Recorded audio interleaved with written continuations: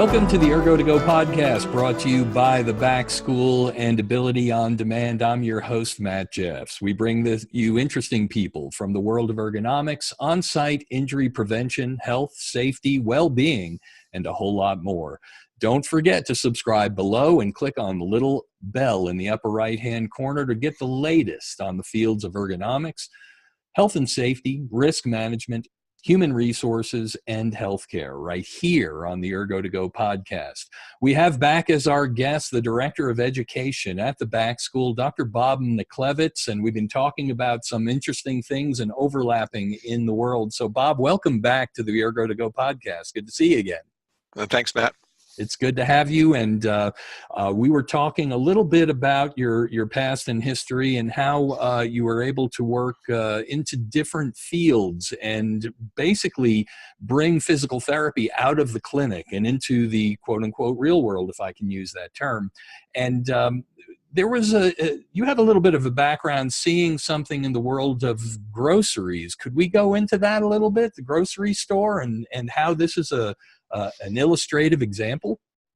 Sure. My father was in the grocery business. When he came to this country, he had his own stores, and as being a family store, everybody worked in the grocery business. So I was able to learn the business when I was going through high school, and then it paid for my education for high school and college till I graduated from PT school. It was always in the background making money.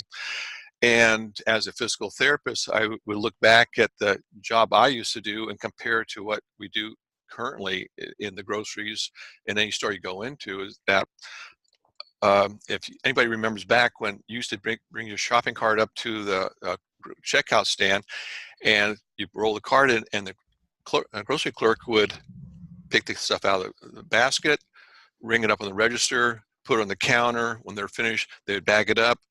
They'd take your check, get your ID, put the bags back in. You have a basket full of groceries, 5 or 6 bags. It was $12.95 compared to the $400 you pay now. Yep. And then you continue the next person. Look at the grocery business right now. You come up there, you roll your cart up to it, put it on the belt. It goes by. The grocer, the clerk, is now scanning items on the computer, going to the end of the counter, and often a grocery clerk apprentice, a bag person, would be now putting groceries in. That clerk has never had a chance to take an ergo break, where we used to write a check. He's taking a break. If he's bagging, he's taking a break, or she's taking a break. Now it's continuous. Now we're having more injuries to our grocery clerks because they're scanning in one direction, wrist and hand problems. And you'll go to many stores now and see people wearing braces on their hands from scanning. That's right. So the grocery business has became more automated and faster, but the price they're paying is our clerks are getting hurt. Man, a great example, and we see this in so many fields. We've engineered a certain amount of movement out of jobs, but that variety actually was something that helped save us. Is that a fair assumption? I often talk myself about having been a draftsman back in the day, and we had these beautiful drafting tables, and we had quiet drafting labs, and we were able to sit, stand, and lean all day long. Little by little, computer-aided drafting took over, and we were tethered to the seating position. And that's about the time I was done with it. I said, that's too bad, because it was a lot of fun to do. Matt, if I interject, it's exactly the same idea. Look what happened when we were still on manual typewriters. Yes. You're typing on a piece of paper, double space, you got 33 lines, 12 words across. Every time you get 12 words, you return the carriage. After 33 lines, paper comes out, you put it down, another piece of paper. That's an ergo break. Right. Absolutely. Now we go wrap around, we can type nonstop for hours and never take our hands off the keys. So rather the drafts table or the grocery clerk or the old typewriter, we had ways of breaking up that intensity of motion by little ergo breaks without even knowing we're doing it. You also have done a lot of work with sports, and see the analogies between sports medicine and the industrial corporate work, the industrial athlete, I think is the term our colleague Ron Porter always uses. Can you share with us a little bit of that perspective and how it dawned on you and how you saw the interrelatedness between the two? Sure. But an athlete will train all week long before and after games even. The game may last 3 hours, but they had batting practice in the morning. They may be in the batting cage in the evening, catch up if their swings off. But your pitchers are somebody who are throwing all the time. Right. So there's a finite number of pitches that you want to give them before they are now causing soft tissue trauma to a shoulder, neck, back, or leg, whatever. So a pitcher's not going to pitch for 3 to 5 days. They may do some warm-up light pitching in between, but the trauma from a hard game when you're pitching 90, 95 miles an hour, there's a lot of trauma to a body. So what we're looking at is now prevention. How do you back somebody off of the work so they can heal but still be productive? So you put them in, in bullpen. You may bring them in for short relief, but you're not going to run them like they used to do. Juan Marichal, I mean, once back in the Giant days, I mean, he's doing 12, 14 inning games, on 1-to-1 ties. So we didn't appreciate what the body can go through successfully, and then now we are now looking. Okay, this is property basically. This player is a value asset. We can't trash him. Yeah. And Yeah. so that can be now whether it's a pro ball player or somebody in assembly that has a skill set in manufacturing that we want to preserve and continue for years, not for just hours. Are you seeing a corollary with certain professions in terms of working extended shifts now? Oh yeah, it's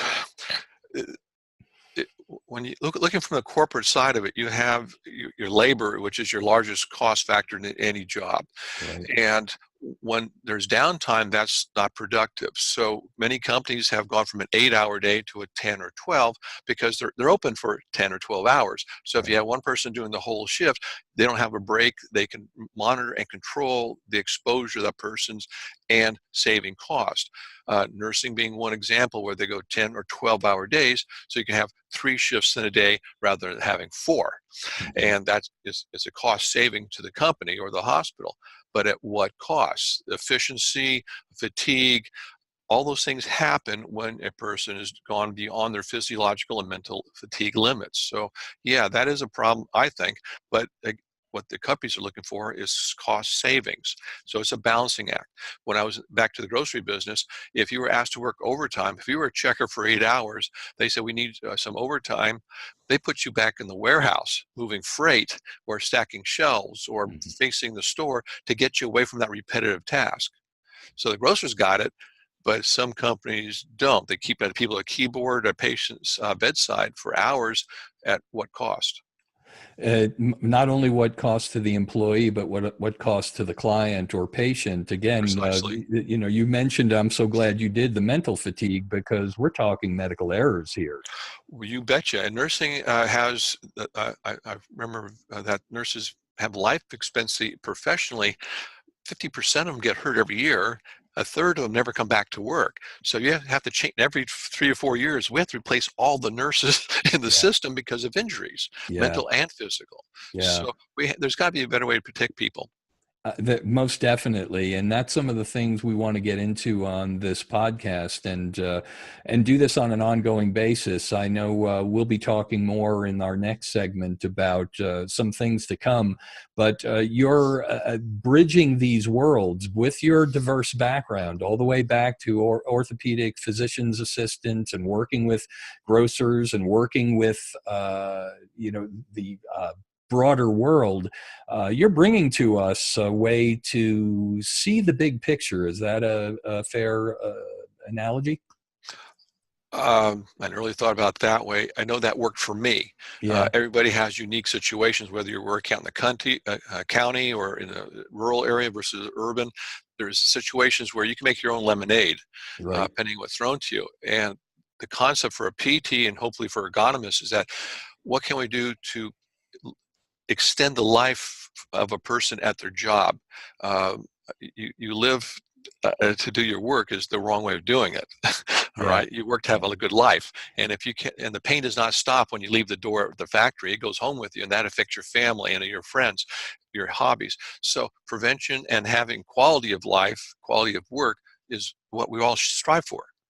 I'm so glad you put it that way. And let's hold off for the next segment and finish up here, Bob. So do stay tuned or sit tight, and we'll sign off here and go back in just a little bit. So, folks, you've been listening and watching the Ergo2go podcast. I'm your host, Matt Jeffs. It's brought to you by the Back School and Ability on Demand.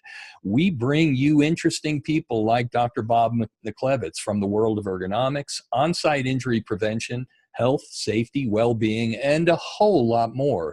Don't forget to subscribe below and click on the little bell in the upper right-hand corner to get the latest info from the overlapping fields of ergonomics, health and safety, risk management, human resources, healthcare, and a whole lot more right here on the Ergo2go podcast. Until next time, everybody, be safe, be smart, and please be helpful. Let's get to work. See you next time.